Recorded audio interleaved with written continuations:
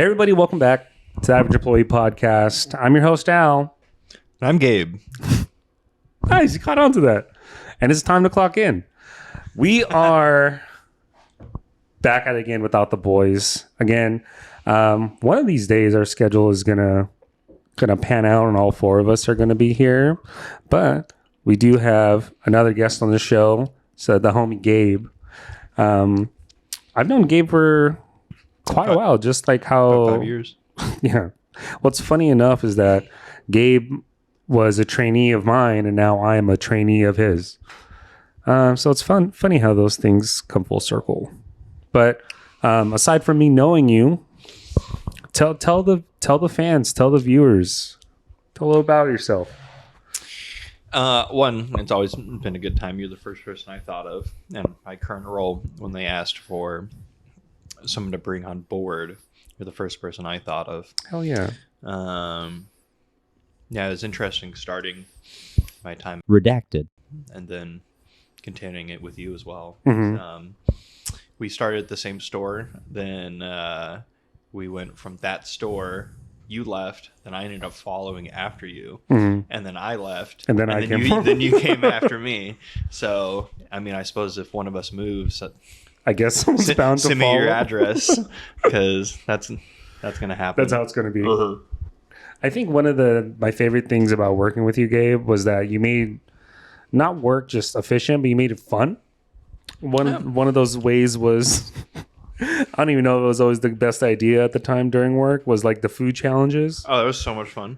I think it was a good time. One of my the one challenge that I took part in was the orange chicken. Oh my god, the fucking orange chicken one. So Gabe came up to me and said, "Hey, do you want to do a food challenge?" I was like, "Sure, fuck it, why not?" Yeah. What is it? He's like, "What do you think you can eat a lot of?" I was like, "I think I can throw down a lot on orange chicken." And he put me to the test. He got what? How many? Like I got 12 medium to-go boxes from Panda Express. yeah. And when I went there for it, as with most eating challenges, I went in there and I was like,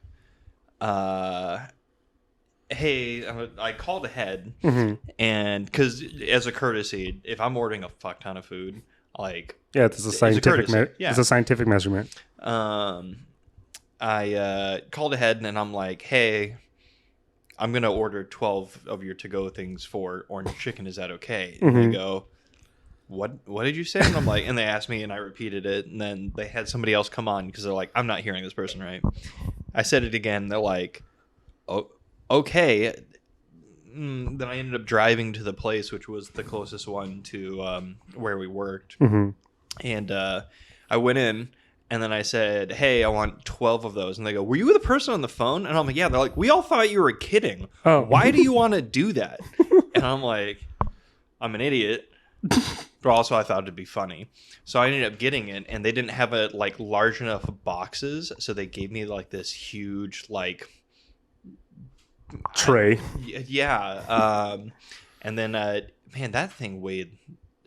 That thing was heavy. I think it was at least like maybe like 10, 15 pounds. No, it was easy. Well, in terms of food, it's a lot. It's a lot of food. But I thought you would be able to eat 6 of them, and I was going to do it with you. Like I would like to do a lot of my eating challenges because people are like, "Oh, well, that person did it, but I could do it." They always think that they can eat. Their eyes are always bigger than their stomach. Yeah. So I'm like, I don't want him to do it alone, and I also want to know really how difficult it is to eat all these things of orange chicken. So I decided to do it with you. Do you remember how many boxes? I think I only made it through like 2.5 or 3. Yeah, you finished 3. And if I did the same, you'd finish 3, and I typically am now a pretty good judge of what an incredible amount of food each person can eat, and me as well. And I'm like, oh, 3 of those? I easily can eat 3 of those medium boxes of orange chicken. No, you can't. I fucking challenge anyone.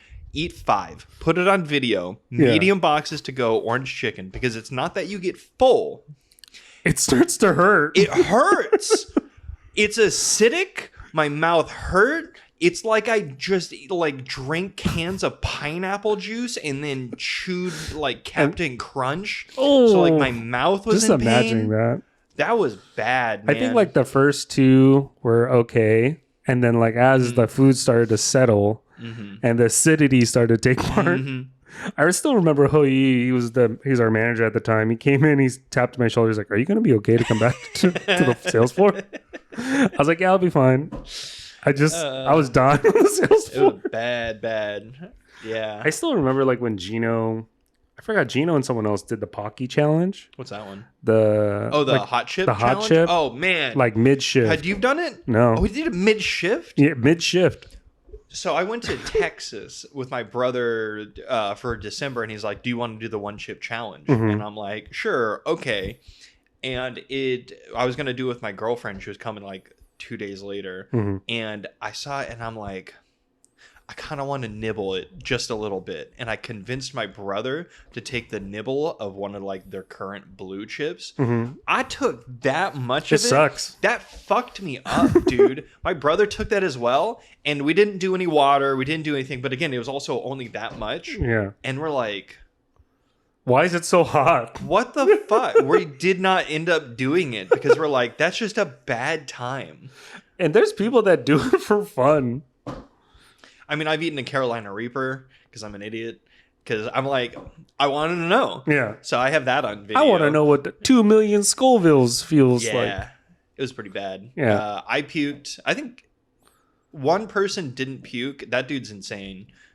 He also will drink a fifth of vodka in one sitting.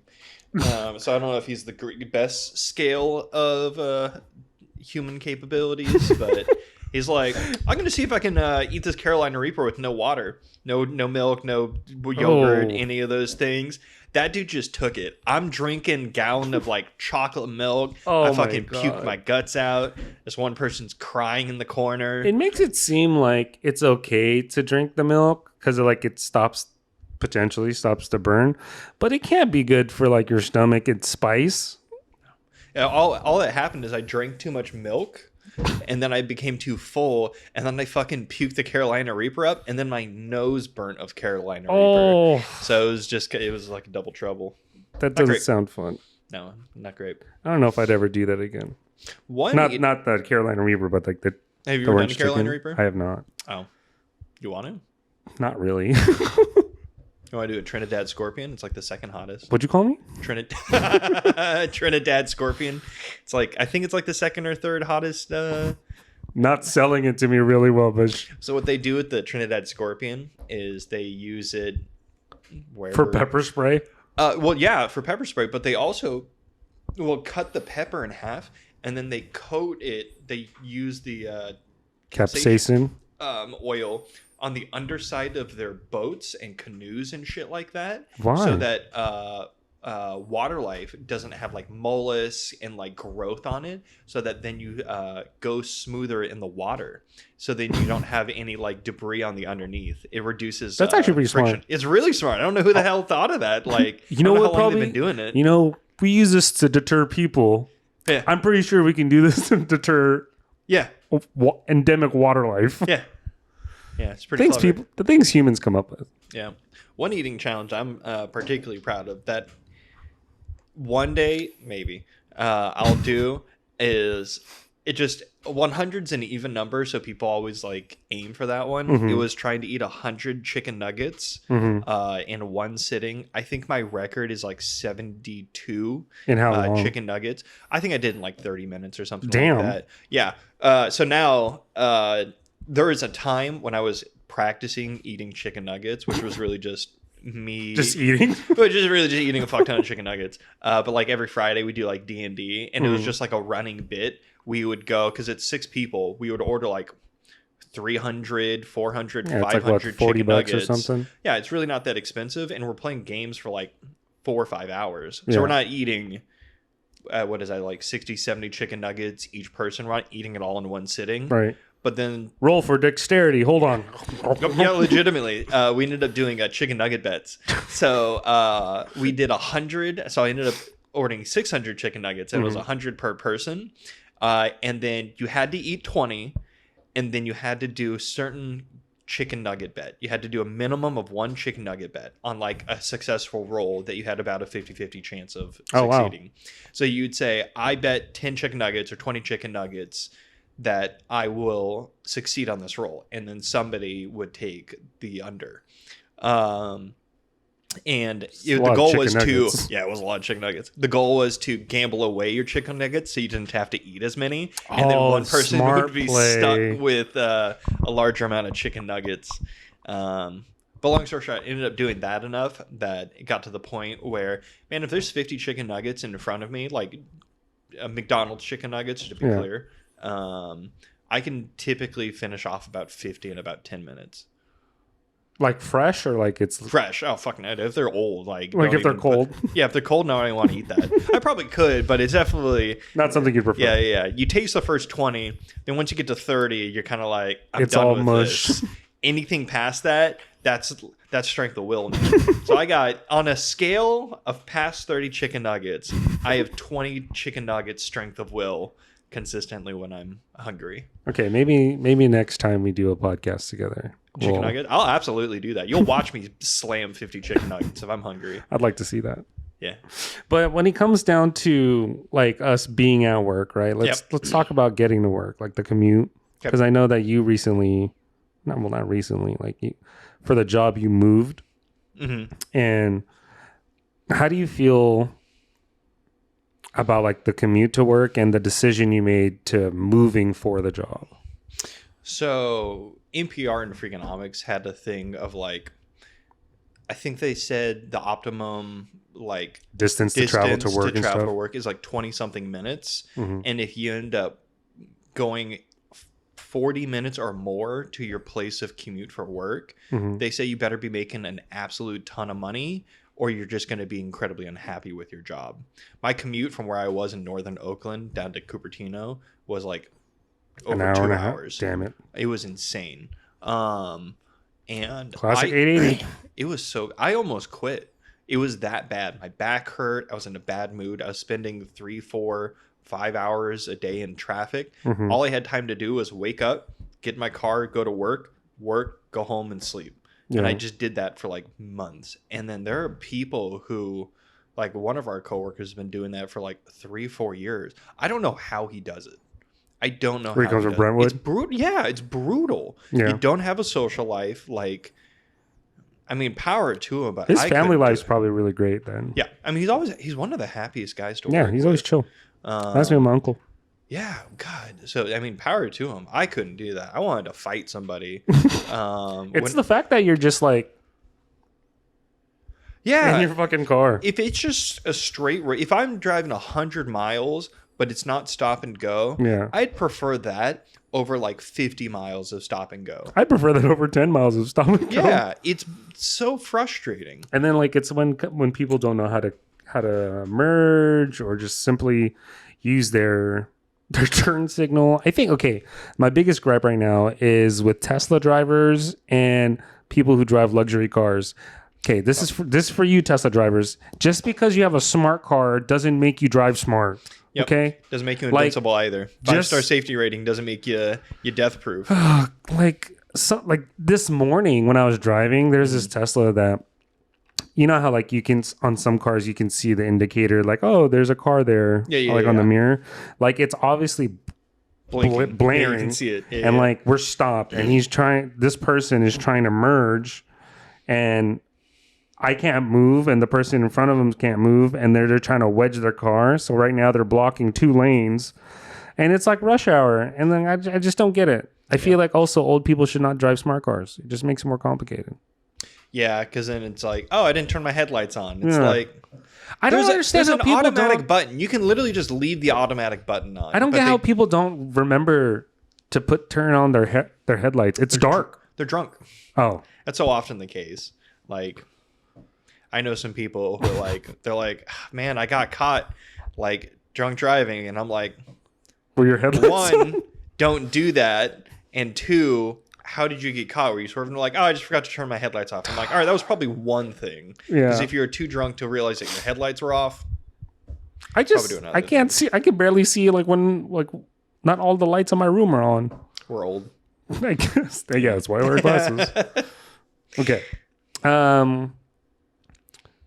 Another thing that I wanted a topic that I wanted to talk to you about because Before we get too far away from cars, the people who put on their it just pisses me off because I drive all the time in like San Francisco and San Jose. Yeah. The amount of times people turn their emergency like lights on, you know what I'm talking about? Those like constant blinking ones. Yeah. And they just turn it on and they stop in the middle of the road because they're like, oh, I'm just dropping in real quick to pick something up. Like and double things parking like that. and shit. And then like, yeah. It's like, I don't like that. The emergency lights don't make this not illegal and not dangerous. I always tell people, like, just pull into that random open driveway that's not a parking spot. It's better to block a driveway than block the whole... Somebody might be going up or down for a short period of time because the odds that somebody's going 40 miles an hour on a street in San Francisco is higher than somebody going slowly down a sloped driveway. They're going to see you. Yeah, I hope. Hopefully their lights are on. Kills me, dude. I see it literally every week. Literally kills me. I think it's just, I don't know. I think it's inconsiderate. I just feel that people should take another driving test. Yeah. Like, even though, like, I don't want to take another driving test, but like, if we can review other people's driving. So it's funny that you said that. I've always... trademarked. I've always wanted to make a website which is like Rate My Driver or something. Rate My like Driver, which I was going to call it You're the Asshole Driver .com, which is essentially you just go, hey, this license plate at this time you did this thing, and you'd be like, you cut me off, you gave me the middle finger or something like that, and you suck. License plate ABCD 1 2 3 1. Can people look up information with the license plate number? Then you would go to the website and then you would look up your license plate. And then you could see if you're on there and be like, oh, I'm the asshole. I've always wanted to make that website, which I did, and it's trademarked. It's like Rate My Professor. But yeah, it's like Rate My Professor, but for license plate. And I also thought of this before Rate My Professor was a thing. Yeah, so I've always wanted to do that. You should. I should, but I just can't be bothered. Yeah, fair enough. But yeah, you would do it like by state, by license plate, and you would just be like, today at this time. And you might be able to, if you have that license plate, you might be like, what was I doing on February 7th, 2023? Oh, I was on a rush to get to my place to do a podcast. Maybe I wasn't as... I doubt someone who's a total dick driving on the road is going to be... Remembers every particular detail. He's going to be introspective on all the people. I was a little frustrated because the dealership couldn't find my keys. Yeah. So before this, Gabe got his tires changed at the Kia dealership, and like when I was waiting for him, I was like, "Oh, he's taking kind of a long time." And then he texts me saying, "Yeah, they can't find my keys." Yeah, I waited for like almost 20 minutes. They're like, "What's your name again?" And they're like, "Oh, it's such." And they're like, "Oh, okay." And I see them like rummaging around in the back and all these sort of things, and they ended up finding my sheet to pay before they found my keys. So as a way to stall, they're like, all right, let's process your payment and go through these forms and things like that. And I'm like, smart play.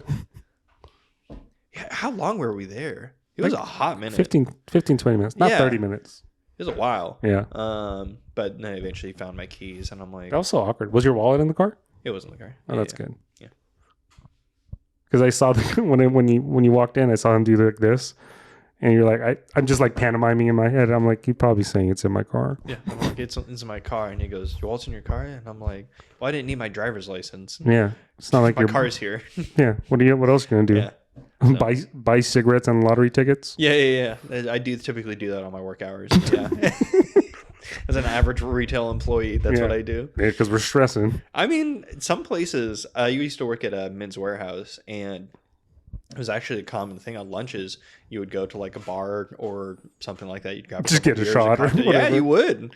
You would sometimes do that with customers if they're like there for a wedding party or something like that. Oh, like clientele and stuff. Yeah. Got it. I ended up becoming good friends with some people that they were doing a wedding for. I ended up going to their weddings and like grabbed drinks, went to some birthday parties with some people. It was a good time.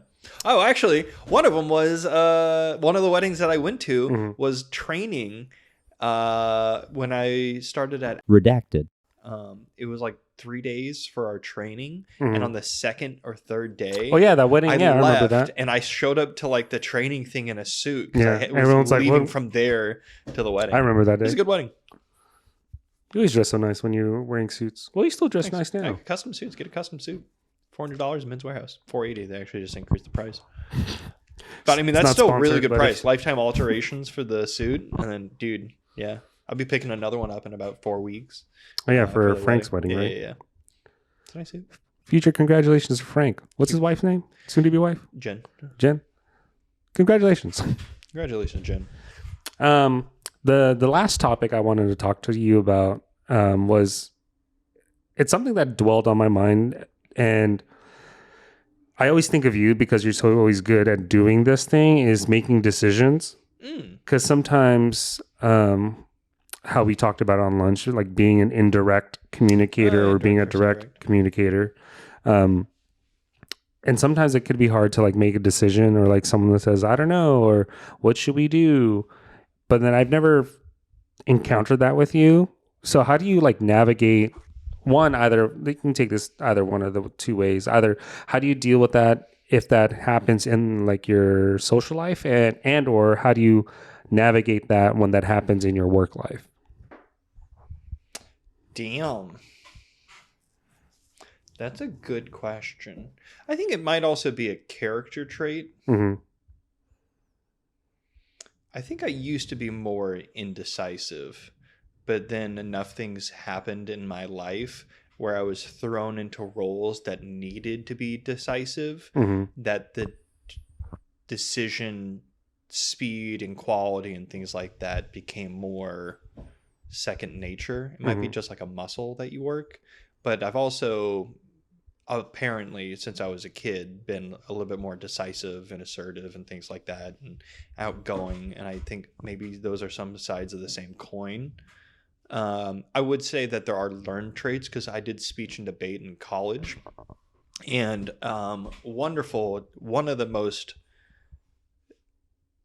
incredibly intelligent and talented people I ever worked with or did speech and debate with, Katie. Mm-hmm. She came in and I mean, we used the expression, she used the expression, she was quiet as a mouse. In debate and in speech, you need to be out there. You need to walk into a room and light up the room. When you give a speech and you're the only one on stage, people get tunnel vision because there's nothing else to look at. Yeah. When she started speech, she wasn't there. Like, I was like, she's a nice girl, but I don't think this is for her. The speech coaches said the exact same thing. But throughout it, she just continued to develop and develop. And through, I mean, practice. Yeah. Through the trials and tribulations. Ups and downs. She literally became one of the most competitive orators. Such a good word. It is a good word. Orator. In the entire United States, and then she and I competed nationally and internationally, and she was consistently ranked one of the highest. But she started out quiet as a mouse and with no presence, I guess you could say. So would you say for like people that have trouble making decisions is to kind of throw themselves into situations where they're forced to make decisions, or like how would you work out that quote unquote muscle? I had the philosophy that I think changed for me, which is be comfortable being uncomfortable. Oh, it's a good corporate phrase. It is. But when I thought about it, it was when I fell into points of complacency. Mm-hmm. I typically like to train in a certain role, become competent, and then move on. It had like the what's next mentality. Mm-hmm. And I realized when I wasn't doing that is when I was the most unhappy, because I reached a point of stagnation. I wasn't moving forward. I wasn't challenging myself. Yeah, you're just plateauing. I'm plateauing. Every day was a blur. It was a little bit bland. There's a comfortable level of stress too. Yeah. Sometimes it became too comfortable, and I mean, I could literally almost sleep at work and still get all the work done, but that's not neither here nor there. I didn't want that. So I ended up wanting more, asking for more, challenging myself, or just trying to push myself with the hours that I had. Mm-hmm. And by getting comfortable being uncomfortable, which doesn't mean I'm uncomfortable in every new situation, because eventually the cold water becomes familiar. Like it's not like the as uncomfortable anymore. Yeah. That It's kind of like the phrase "try new foods." I don't know that one. Yeah. So like, so people that are stuck in what's the word you use? Stagnation. Yeah, in stagnation, right? So think of someone that goes to, let's say, I don't know, goes to Burger King, just orders chicken nuggets. Yep. Every day of their life orders chicken nuggets.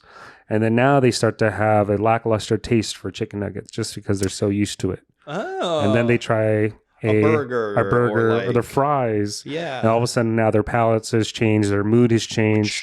It's kind of the same way as like when people like, oh, I don't like Chinese food, or like, I don't like Mediterranean food. Like, have you tried it? And they're like, no. And I'm like, okay, we'll try it. Or sometimes they try it once and they have a bad experience, and they're like, I'm done. I think a good amount of times to try a cuisine is about 7 to 10 times.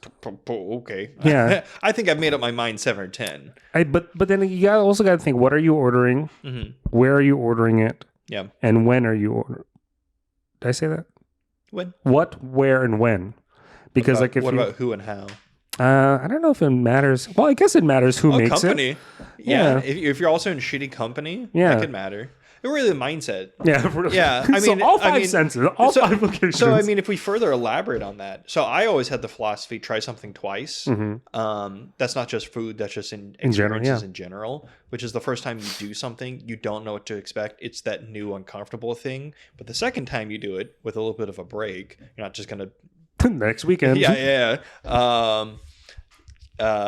You then know what to expect, and it's not as much of a surprise, and then you can understand what to appreciate. Yeah. 7 to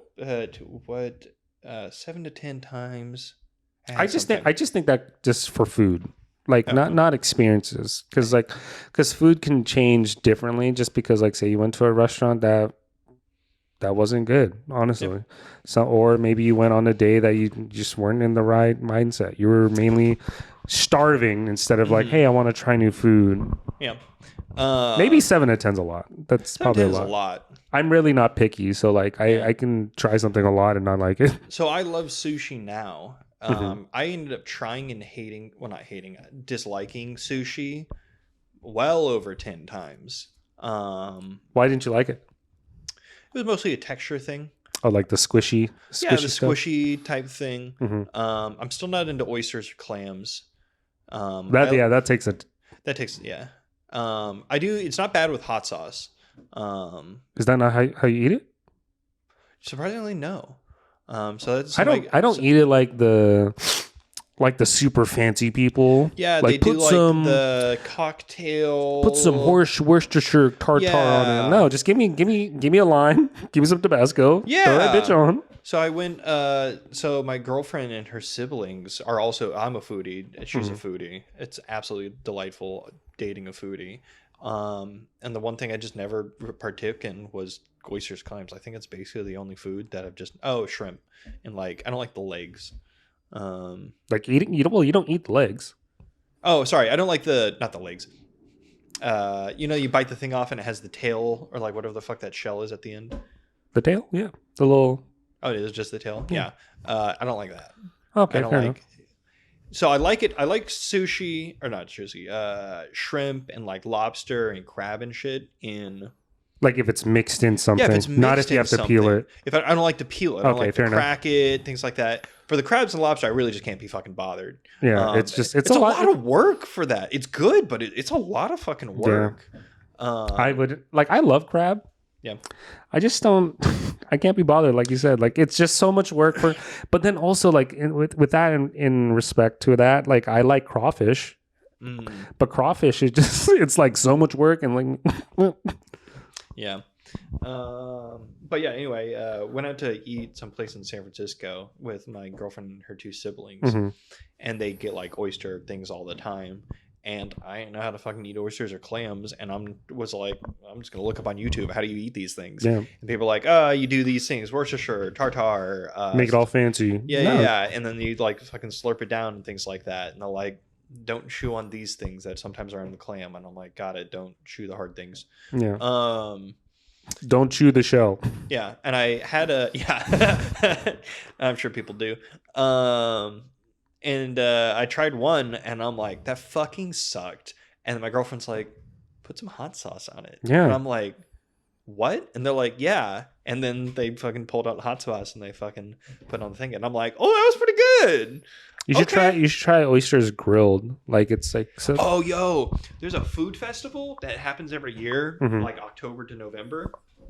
It's like the food truck thing. Yeah, dude, that's so good. I had grilled oysters and things like that with like it was oyster, but it was effectively a garlic oyster soup because there was just so much garlic and everything like that. Just it was like brothy. It was delicious. But like over like Asian parties, like we'll buy like a sack of oysters for like $20, and like you literally just dump it on a grill, and then like once they crack open, then you pop it, and then you add typically lime and then Tabasco. Shit smacks. Sounds good. Yeah. You invite my girlfriend there. Should be so happy. That's over like in Dublin, right? Like where the Alameda County Fair is? Oh, it's all over. Oh. So one was in San Jose, one was in San Francisco, one was Berkeley, Oakland, Dublin. It's called Foodie Land or something like that. Yeah, Foodie right? Land. Yeah, that's it. Yeah. That's a good time. Sounds like a great time. It was absolutely. You want to go? Are you asking about a date? Yeah. Okay, cool. Awesome. Maybe we'll bring a podcast hat there. and sunscreen. Well, I'm brown, so. Man, I still think you would have gotten roasted. It was like Probably. 110 degrees. Oh yeah, in the valley. No clouds. Yeah, I'd imagine what I look like. So I started it, and me and my other friend, who's also a white dude, my girlfriend fucking has a hat. She's got like sunscreen on and shit all like kitted that. out. Yeah, because she's not an idiot. Yeah, she dates some dumb. You know, it's just room to grow. Yeah. It's the better. Yeah. He's like, he's got a lot of potential. Look at him go. Do you think she says that when you leave? Oh, all the time. Her favorite phrase is, "You're doing great, honey." And I'm like, "Thanks, Mom." You try to cook food. You did your best. No, I'm the cook. No, she's the fucking cook. She stays out of my kitchen. That's our agreement. She goes, Oh, how the turntables. No, all the time. I love cooking. I need to make you my jambalaya, dude. Oh yeah, you've been raving about that since day 3. So good. My chili, 3-bean, 3-meat chili from Kansas. We do it best. Are you from Kansas? Yeah. I didn't know that. Oh, now you know. Cool. Where are you from? Are you born and raised here? Mm-hmm. Same area? Have you like lived in basically the same cities? Yeah. Wow, it's fucking. Bay Area, born and raised. You got to see it grow. When I was lived in like Livermore for like 8 or 9 years, and in just in 8 or 9 years, I saw like so much development and growth. Like all the dirt ended up becoming like. Yeah, next to my house used to be a drive-in theater. Yeah. And like a quick stop. And then now it's like a whole like shopping center. I saw like the movie theaters be built. I was there for opening day. What was cool about opening day was that they had all the restaurants that were going to be built. Yep. Like have little booths inside. Oh. So like you go and watch a movie, you got shit from Chevy's. Fucking Chevys. I haven't heard of Chevys. Are there Chevys still around? There's one right next to my house. I haven't fucking heard of that. Chevy's, Krispy Kreme. Krispy Kreme. Those are so good. Chili's. It was like you got a whole sampler platter. Do you have a Dairy Queen or a Sonic near you? There's a Sonic like maybe like in Hayward. Oh, Hayward. I thought you were gonna say like around the corner. No. Next to my house is just Krispy Kreme, Jollibee, In-N-Out, Burger King, Chevy's. The Habit. Habit's everywhere, man. Yeah. I don't know if I like the Habit that much. I just think their buns always fall apart. They have good salads. They had a really good. I would never think of that to getting I did. salad. So I would go through like different. So I used to be like a personal trainer. And another thing I didn't know about you. Goddamn. I had so many different jobs. What's like your favorite job? Redacted. So, okay. I'll probably bleep that out. But top job, middle job, worst job. Top, You already said. but we'll skip that. I really liked Men's Warehouse. Okay. I used to work at Men's Warehouse. That was a really good. Oh no, Regal Cinema. That was an absolute great time. Because you really don't take that job too seriously. Yeah, You're you're just fucking around all day. Like I ended up becoming a trainer there, and my favorite thing to do, because popcorn, we literally pay like 3.5 cents for like a 50-pound bag at the time. That was a long time ago, literally over a decade. But as a trainer, it was just I would fuck around with people all the time, and I'd be like, "I give you $5 to drink this cup of jalapeno juice," and to You're like so fucked a up. fucking 16 to 19-year-old, $5 was a lot. I was like, That's true. I don't know if I want to give him $5, That's but an I'm hour like, of pay. it was an hour of work, dude. Pay was minimum wage was $7.50 at the time. And now look at it now. Look at it now. How far we've come. Yeah, so it was like $7.50, and you take away tax and all things like that, and I'm like, so I would always think about it, like, how much should I work for this amount of entertainment? And I'm like, all right, I worked an hour. All right, yeah, I'll be like, yeah, $5, drink this cup of jalapeno juice. And then typically people would be like, no. And I'm like,